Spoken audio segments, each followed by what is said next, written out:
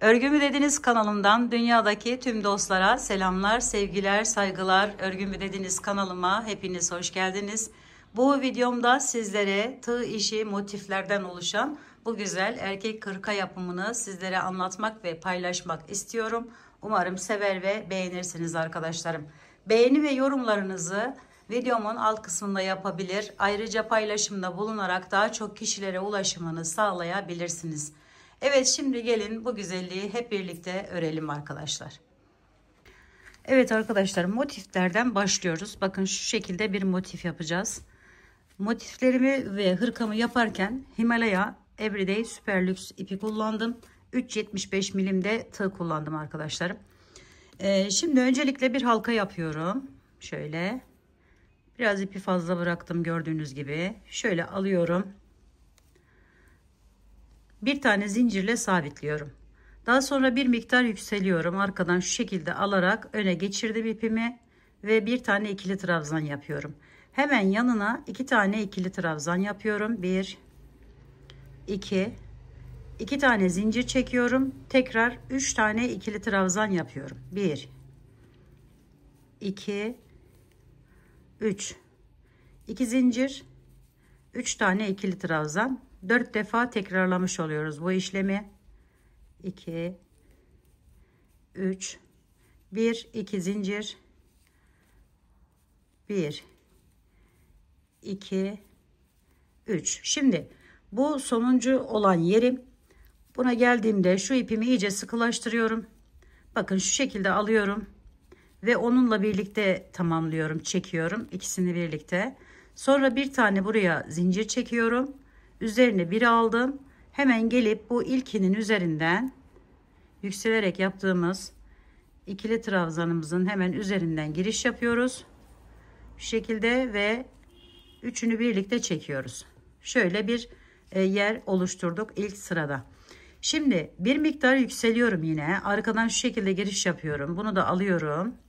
Ve bir tane ikili trabzan yaptım. Hemen yanına köşem oluyor burası. 2 tane daha ikili trabzan yapıyorum. Sonra hiç zincir çekmeden üzerine bir aldım. Diğer köşeme geçiyorum. 3 tane ikili trabzan. 1 2 3 1 2 zincir, tekrar 3 tane ikili trabzan. 1 2 3. Sonra üzerine aldım. Diğer köşeme geçiyorum. 1 2 3. 2 zincir çektim. Tekrar 3 tane ikili trabzan.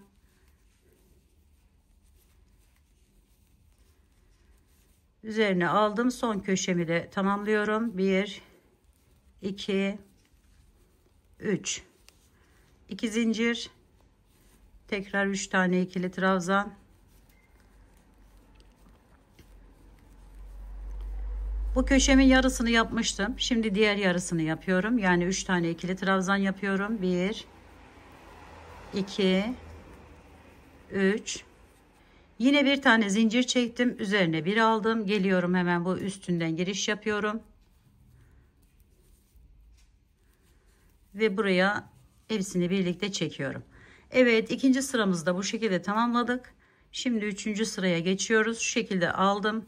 Üzerine bir aldım. Buraya hemen yanına, bu köşe hiç değişmiyor arkadaşlar. Köşelerin hepsi aynı şekilde. 3 tane ikili trabzan. Şimdi üzerine bir aldım. Geliyorum, bakın bu ikisinin arasından giriş yapıyorum. Şu şekilde. Sonra üzerine iki alıyorum bu defa.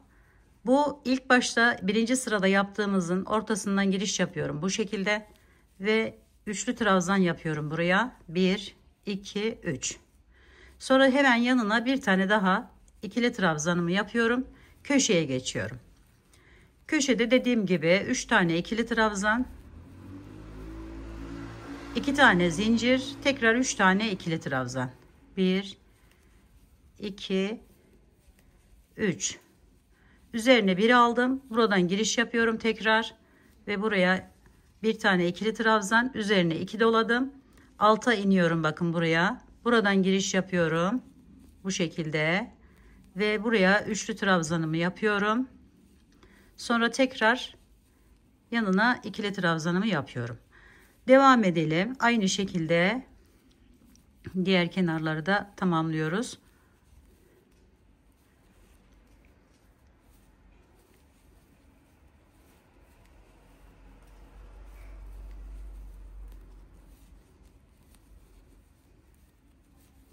İki doladık, indik aşağıya ve ortasından bu şekilde aldık.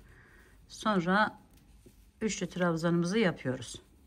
Bir tane ikili trabzan yaptık, köşeye geçtik.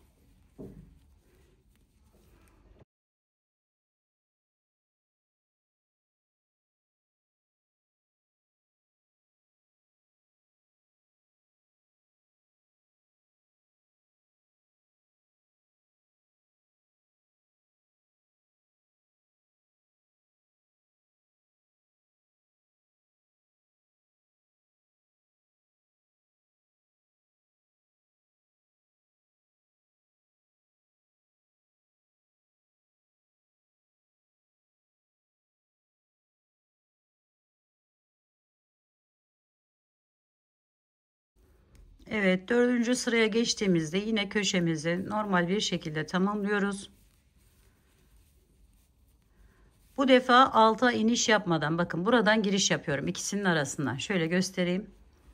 Şu aradan giriş yapıyorum. 3 tane ikili trabzan yapıyorum. 1 2 3. Üzerine bir aldım, yana geçiyorum. Bakın. Buraya yine 3 tane ikili trabzan yapıyorum. Sonra köşeye geçiyorum. Köşeyi normal bir şekilde devam ediyorum. 3 tane ikili trabzan, 2 zincir, tekrar 3 tane ikili trabzan. 1 2 3. Sonra yine buraya giriş yapıyoruz. 1 2 3. Devam ediyoruz. Bakın bu defa hiç üçlü trabzan yapmadım. Yani aşağıya iniş yapmadım. 3. Devam ediyoruz.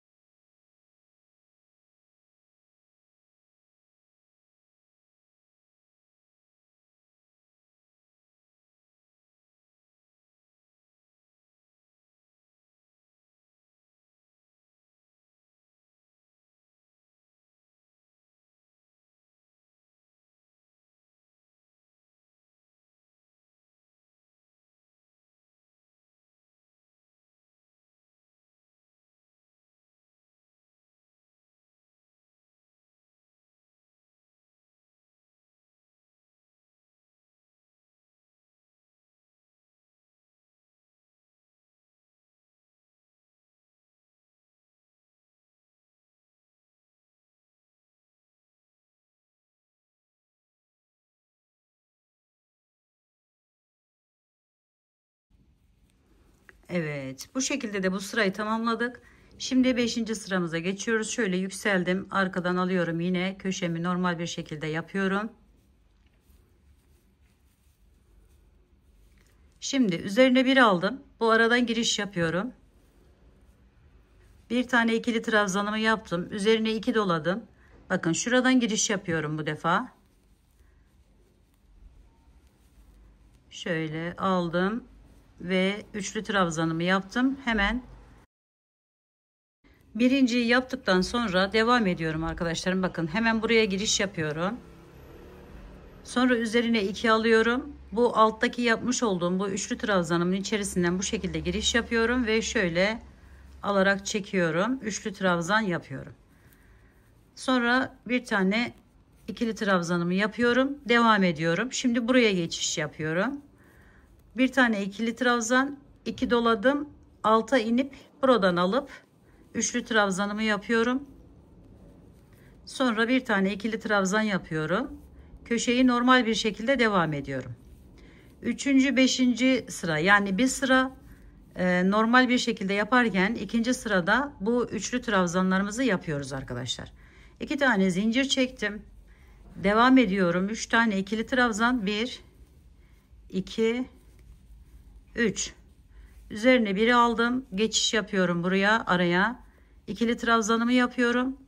2 doladım. Aşağıya iniyorum buraya. Ve buraya üçlü trabzanımı yapıyorum. Yeni bir yer başlamış oluyorum aynı zamanda. Sonra buraya geçiyorum. Ortadaki yerim. 2 doladım. Bakın şu üçlü trabzanımın içerisinden şu şekilde giriş yaptım. Aldım ve devam ediyorum. Bir tane ikili trabzan. Hemen buraya yine alttan giriş yapıyorum bu şekilde ve üçlü trabzanımı yapıyorum. Tekrar ikili trabzanımı yapıyorum. Evet, diğer iki kenarı da aynı şekilde tamamlıyoruz arkadaşlar. 2 3 1 2 zincir.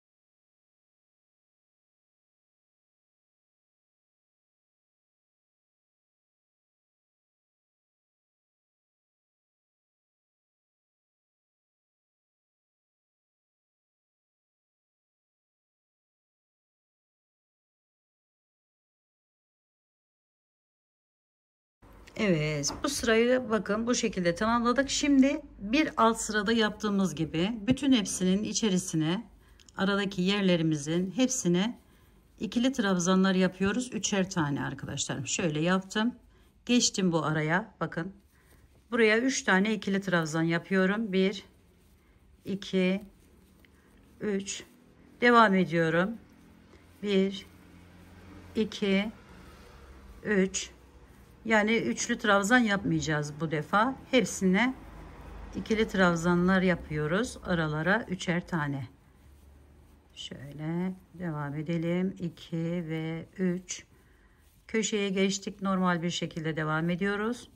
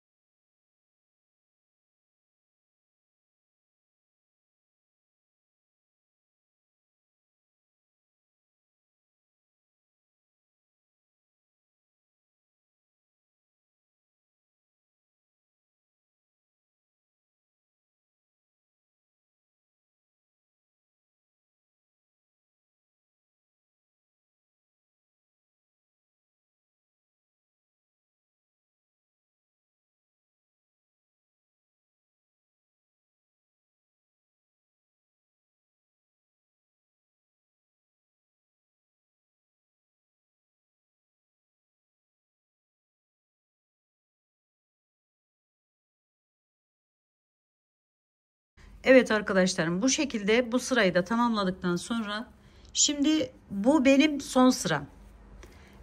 Siz bunu bakın şöyle göstereyim.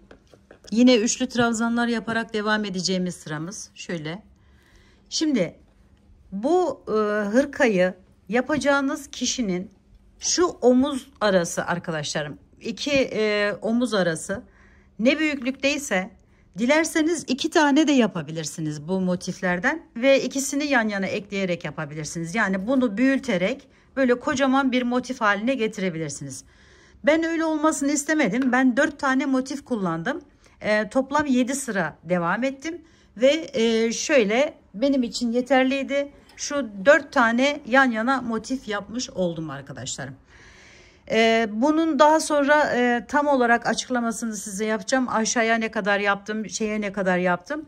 Biraz iri olduğu için bu şekilde çalışmamıza devam edeceğiz.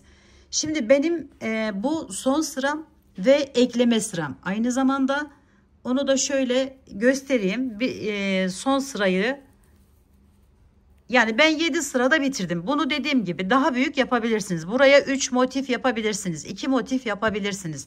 Daha da büyüterek arkadaşlarım. Ya da daha küçük yapacaksanız bu motifin boyutunu bir önceki sırada, yani şurayı yapmadan bu sırada bitirebilirsiniz. Evet, şimdi bu benim sonuncu sıram ve ekleme sıram. Yaparken ekledim arkadaşlarım. Yani hem örgüme devam ettim hem de ekleme işlemini yaptım. Şimdi yine köşem normal bir şekilde yapıyorum bu şekilde. Sonra üzerine bir aldım, yana geçiyorum. Şöyle 2 doladım, aşağıya indim. Bu kenarı ekleme yapmayacağım için böyle tamamlayacağım şimdi. Aynı diğer şu sırada yaptığımız gibi yaparak devam edeceğiz. Üçledik, alttaki üçlüden aldık ve devam ediyoruz.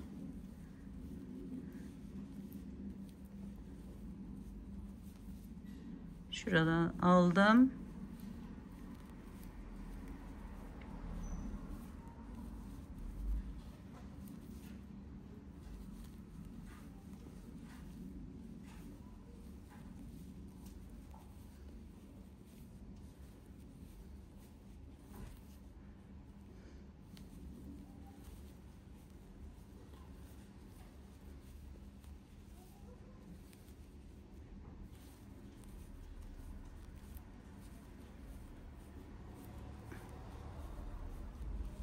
Arkayı enlemesine şöyle anlatayım. 4 motif kullandım.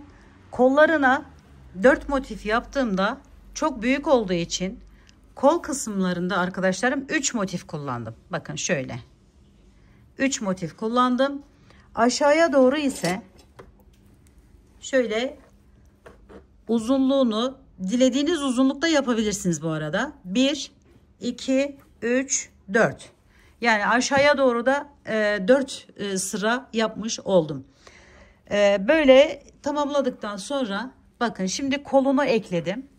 Kolunu eklemesini göstermek istiyorum özellikle. Orası kafanızı karıştırmasın diye. Çünkü 4 motife değil 3 motife ekleyeceğiz.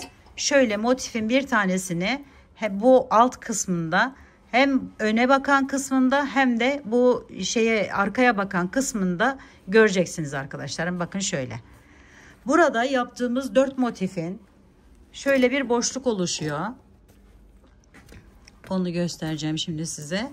Bakın bu ikiyi normal ekledim. Şöyle kolu boyu da 1, 2, 3 motif sıralama olarak 2 sıra yapıp ekledikten sonra normal burayı ekleyeceğiz. Şimdi birazdan göstereceğim. Bu arada bakın arkadaşlarım.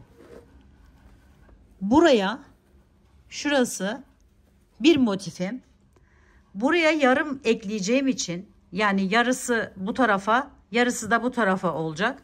Ondan dolayı şu aradan şu ortalarına gelene kadar birleşim yapacağız.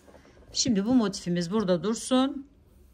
Şöyle alıyorum ipimi ve şu kol altına gelen yeri birleştiriyorum. Şöyle iyice açayım, görün arkadaşlarım, görmenizi istiyorum.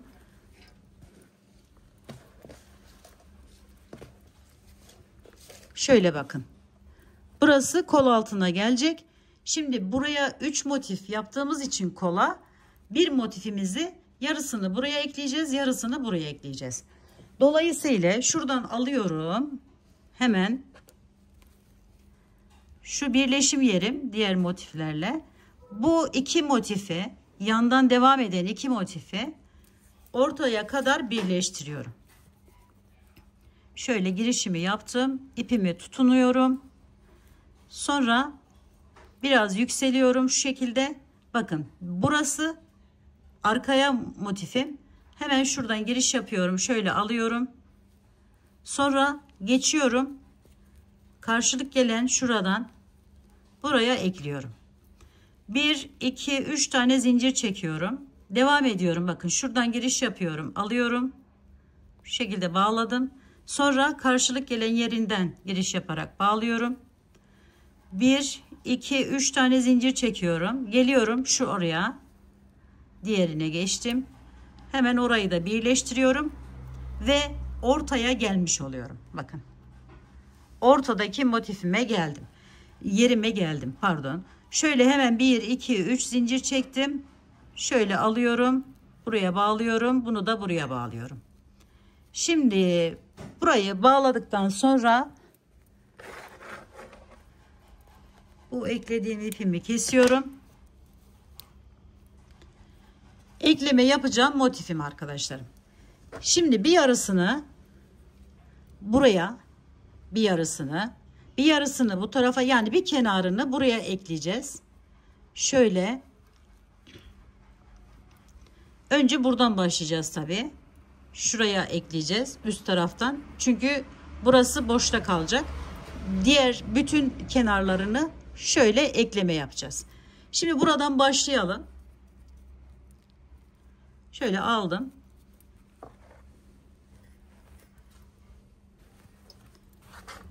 Bakın kol altımız, yerimiz bu şekilde oldu. Şimdi bu motifi buraya ekleme yapacağız. Hemen buradan bir tane zincirimi çekmiştim arkadaşlar. Bir zinciri çektikten sonra geliyorum. Şu iki motifin birleşim yeri olan şuradan normal bir şekilde girişimi yapıyorum ve şöyle bağlıyorum. Bir tane zincir çekiyorum. Tekrar üzerine bir aldım. Tamamladığım, yani yaptığım motife geçiyorum. Yine 3 tane 1, 2, 3 tane buraya ikili trabzanımı yapıyorum. Sonra hiç zincir çekmeden hemen geçiyorum buraya. Aldım bu şekilde bir tane şöyle sabitliyorum iyice ve buraya geçiyorum diğer araya. Bir tane ikili trabzanımı yaptım. Üzerine 2 doladım. Üçlü trabzanımı yapıyorum buraya. Sonra tekrar ikili trabzanımı yapıyorum ve geçiyorum diğer araya. Buraya da bağladım. Sonra sabitliyorum şu şekilde ve devam ediyorum arkadaşlar. Şöyle bu şekilde ekleyerek hem modelimi devam ettiriyorum hem de diğer parçama ekliyorum. Şöyle aldım.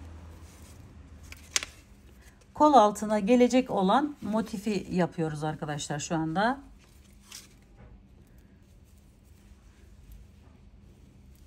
Üç tane üçlü trabzanıma bir tane yaptım. Sonra ikili trabzanımı yaptım. Geçiyorum buraya bakın. Şu aradan giriş yaparak buraya bağlıyorum. Sonra sabitledim. Sonra üzerine tekrar alıyorum ve buraya geçiyorum.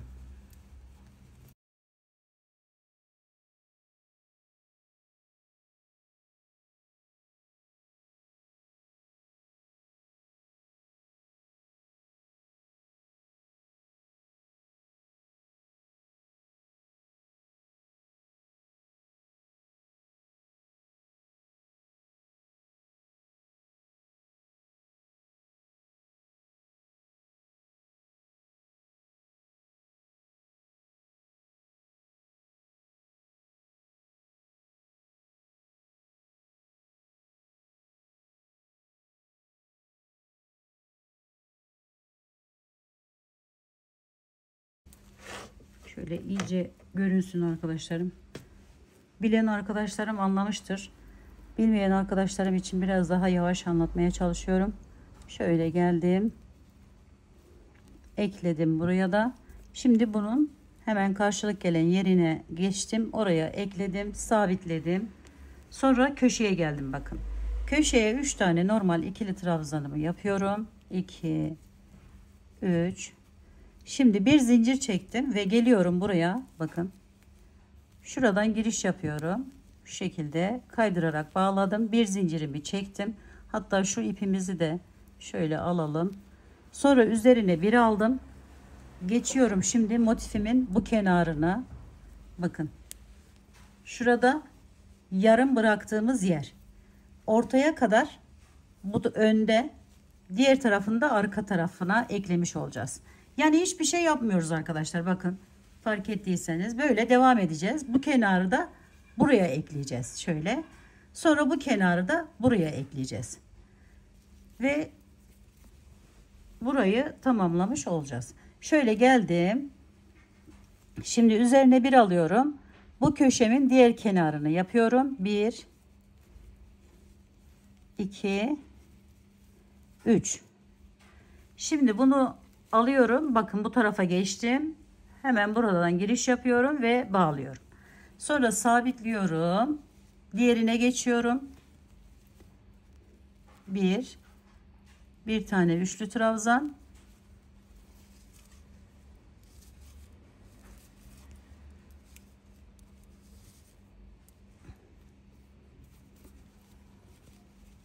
Evet, bir tane üçlü trabzanımı buradan alarak yapıyorum. Sonra bir tane ikili trabzan yapıyorum ve buraya geçiyorum. Oraya sabitliyorum. Bakın bunun hemen ortanın yanındaki yere geçtik. Bir, üzerine 2 doladım. Burayı alıyorum. Şimdi bakın şuradan giriş yapıyoruz. Hemen bu yandan. Buraya bağlıyoruz. Sonra sabitliyoruz. Sonra tam ortadakine geçiyoruz arkadaşlar. Ortadaki yerimiz şurası. Buraya da bir tane ikili trabzan, bir tane üçlü trabzan. Sonra bir tane daha ikili trabzan yapıp bakın şu geldiğimiz yer, altta motifimizin yarısını eklediğimiz yer, hemen şöyle alıp buradan birleştiriyoruz. Bir tane ile sabitliyoruz ve bu kenara geçtik. Bu kenara da aynı şekilde burayı ekliyoruz. Şöyle geldim. Devam ediyorum şimdi. İkili trabzanımı yaptım. Üçlü trabzanımı yapıyorum. İkili trabzanımı yapıyorum ve geliyorum buraya. Yarım olan yerimin hemen birleşim yerine şöyle birleştiriyorum orayla. Şöyle sabitliyorum ve üzerine alıp diğerine geçiyorum.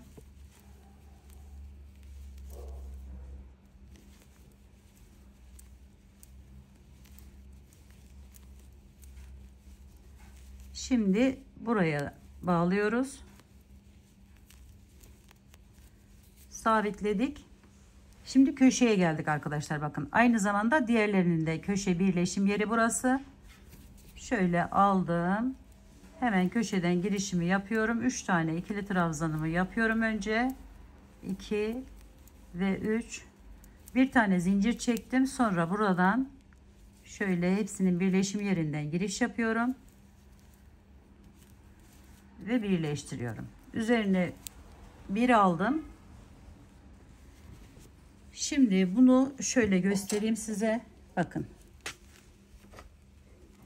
Şimdi de burayı ekleyeceğiz arkadaşlar. Bu kol altına gelen yeri ekledik. Şimdi burayı ekleyeceğiz. Ve kola gördüğünüz gibi 3 tane motif kullanmış olacağız. Hemen burayı da eklemesini yapalım. Şöyle daha sonra ben size düzgün bir şekilde göstereceğim arkadaşlarım. Şöyle. Evet, köşeyi birleştirdikten sonra yine 3 tane ikili trabzan yapıyorum. 1 2 3. Sonra geliyorum. Hemen köşenin yanındaki boşluktan giriş yapıyorum şöyle ve buraya ekliyorum. Sonra sabitledim ve diğerine geçiyorum.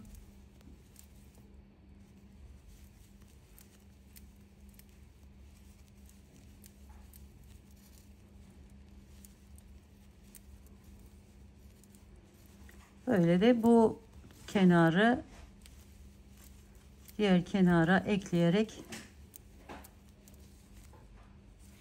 kol altını yapmış oluyoruz. Şöyle geldim. Buraya ekleme yapacağım.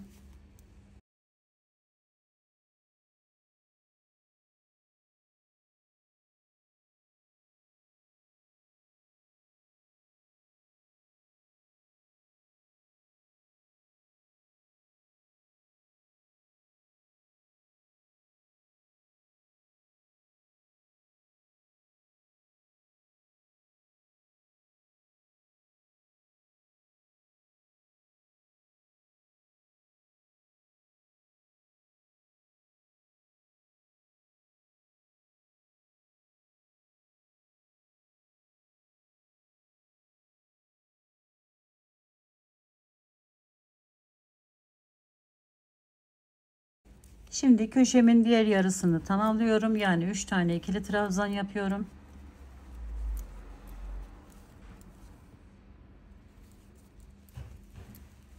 Bir tane zincir çektim. Geliyorum, bakın şu ikisinin birleşim yeri olan buradan giriş yapıp bir şekilde birleştiriyorum. Bir tane zincir çektim. Geliyorum, üstünden giriş yapıp şu şekilde bitiriyorum. Evet, şimdi bakın size bitmiş halini göstereceğim arkadaşlarım. Şöyle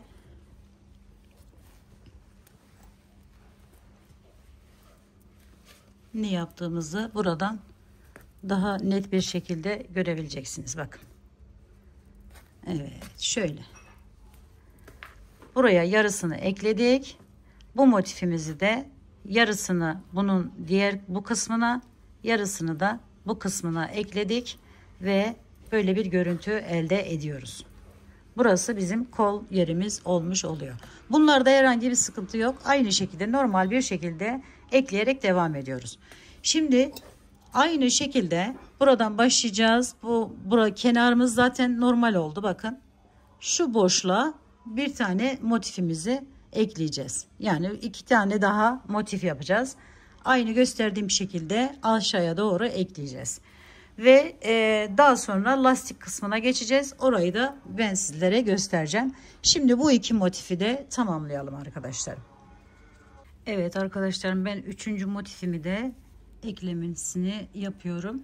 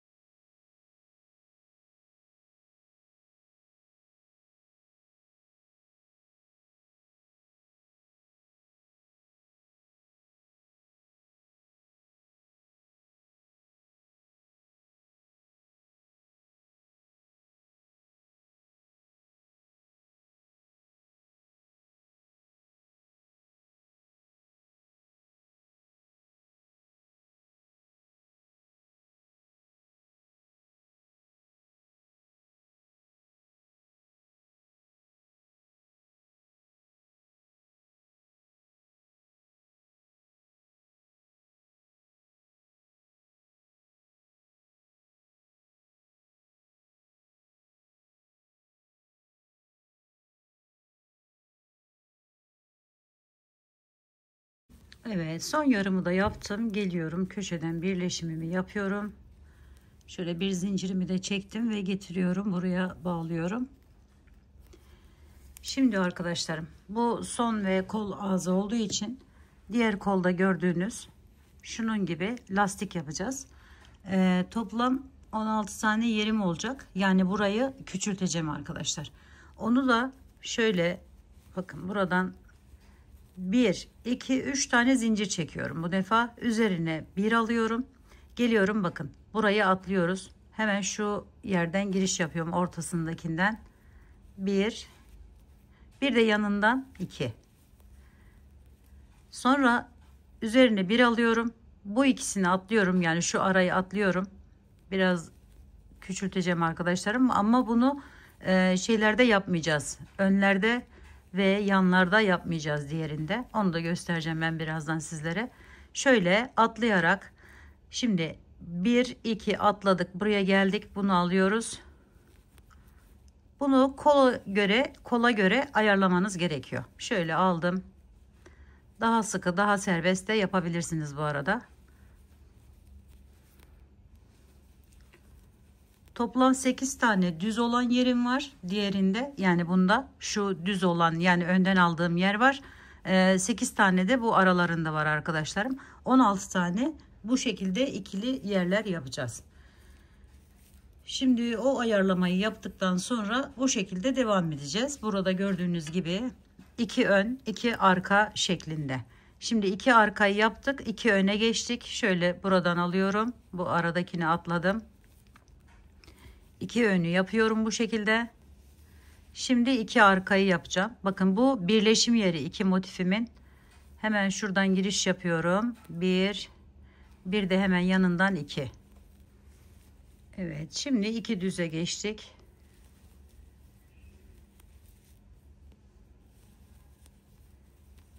İki terse geçiyorum. Burayı atlıyorum buradan.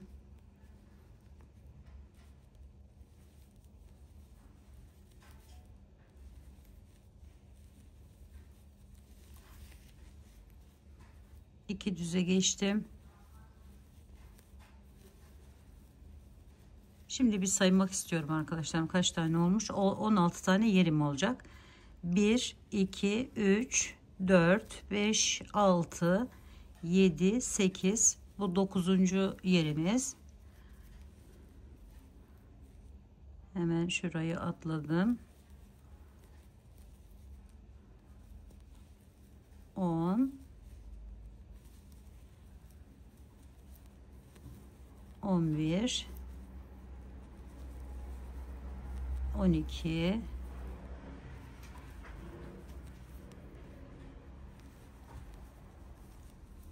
13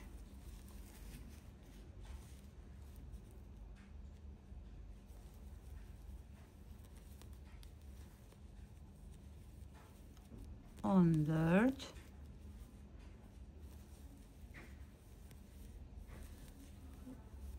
15